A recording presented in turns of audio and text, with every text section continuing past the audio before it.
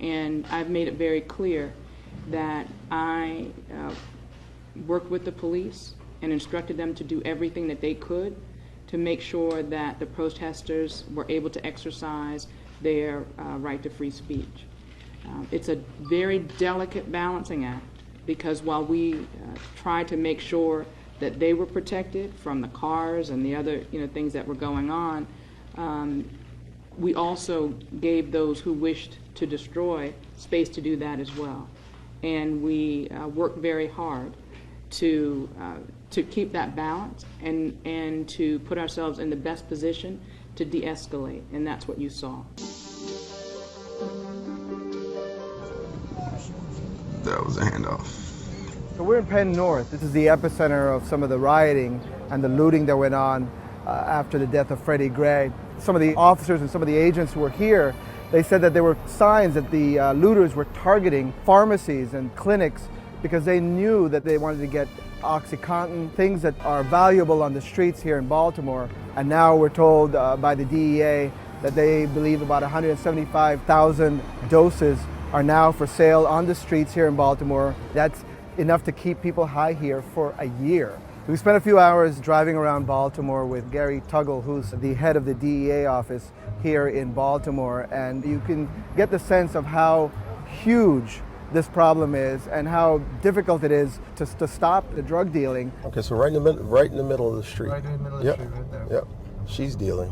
25 years ago, or even 30 years ago, when I grew up in this neighborhood, you didn't see open air drug deals going on. Drug use, drug addiction in any community is going to have its impact. The houses are now, in some cases, dilapidated. They're boarded up. Ultimately, we want to get the folks that are responsible for that. As part of that effort, the DEA has been circulating pictures of up to 70 people that they say are directly responsible for some of the looting of pharmacies around the city. We were there when the DEA raided gang members that they say are involved in drug dealing in the city. Police search warrant! Police search warrant!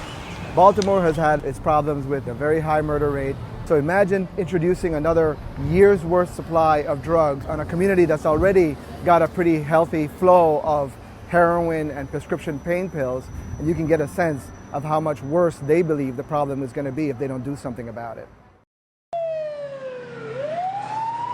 A deadly and violent weekend in Baltimore. 29 people shot, resulting in 9 deaths, bringing the death toll for the month of May to 35, the deadliest month in the city in 16 years. Tonight, dramatic video moments after the rioting and looting started here in Baltimore. Among the first targets, pharmacies like this one. They could be up to 70%. This man who works here didn't want his face or name used. He says the assault on his pharmacy started before sunset.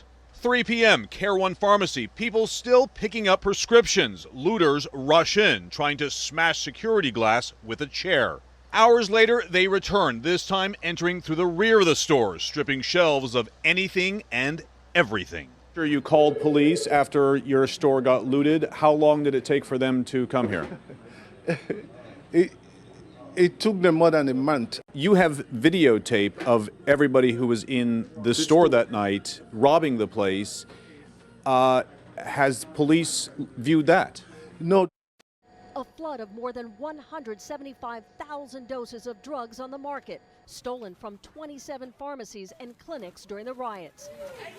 A number that is expected to rise as pharmacies have still not accounted for all the missing drugs, according to a law enforcement official. OxyContin, they took everything. Baltimore Police Commissioner Anthony Batts says the surge in drugs and a fight over customers is helping fuel the violence. Violence that's gotten so bad, he's asking for federal help to fight it. Criminals are selling those stolen drugs. There are turf wars happening, which are leading to violence and shootings in our city. Baltimore City Councilman Carl Stokes says the criminal element is taking advantage of the lack of leadership within the police department and the deliberate slowdown of policing. The commissioner has lost respect and the confidence of the men and women on the street, the police officers. What they need is a commander who has the confidence of the troops. The city is experiencing the deadliest crime surge in decades. In May alone, 42 homicides, the deadliest month since 1972, pushing Baltimore's homicides to 119 so far this year. Everything is just going crazy this month. Baltimore resident and community activist Malika Reed says until trust can be reestablished, the violence will continue. We have to bridge the gap.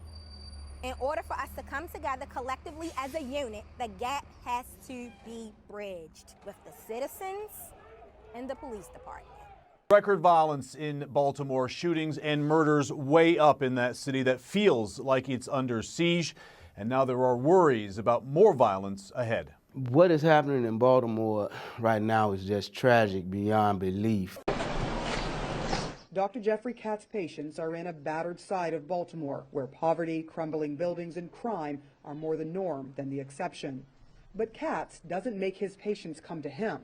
Instead, he goes to them, making daily house calls. And you're going to feel... First stop, Brandon Thomas, a paraplegic, in pain. I had got shot in the back walking to my car. Thomas is on several medications and needs a variety of medical supplies. Suddenly, he has to worry about where he's going to get what he needs. It's pretty hard. Why? Because of this. The riot after the death of Freddie Gray while he was in police custody. One by one, looters picked off pharmacies. At least a dozen were ransacked, looted, or burned. But we can't even help each other. No supermarket, no medicine, even the corner store, that was tore up. Velma Mosley now has to take the bus to find the medications she needs. We really depended on that. How would you describe what that did to this neighborhood? Are we talking a medical crisis here? Well, it created panic in the patients. You know, they all have my cell phone numbers, so I got a lot of calls. Crisis, yeah, I think it probably did, in the sense that it reduced their access to their necessary medications to stabilize their health. So Katz has been scrambling to find ways to get the right meds to his sickest patients. We would die if that Dr. Katz wasn't coming here. I don't know what we would do. Her son Jesse is paralyzed also from a gunshot. They're surviving the prescription crisis because she always stocks up. Still, without Dr. Katz making house calls, Jesse says his life would be in constant turmoil. This man has actually saved my life like 3-4 times. When he first met Dr. Katz, Jesse says he cussed him out, refusing his advice to go to the hospital, which almost cost him his life. But Katz wouldn't leave until Jesse went. Since then, Katz and Jesse have become close.